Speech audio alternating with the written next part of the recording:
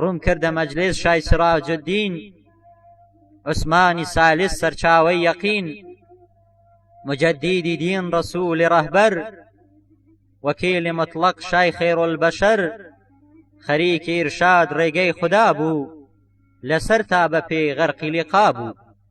بەدەست کتابەت بەدەم نەسیحەت بەدڵ دڵداری یاری تەریقەت بەچاو تەوەجوه بە ڕوح هوشیاری لەگەڵ مریدان بۆ نیگەهداری نزیک تا لە دوور زۆر چاک هوشیارە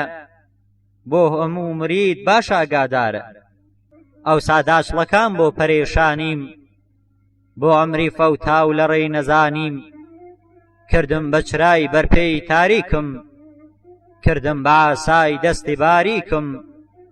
وتم یا کەریم علام الغیوب ڕەحمان الرەحیم غافر الذنوب بمکە بە خاتر شای قاب قەوسەین بمبەخشە بە نور سەیدی کەونەین بە سۆزی سینەی فاتیمەی مەعسووم بە قەتڵی ناحەق حوسەینی مەزلوم بە چیای قەلبی شای سراج الدین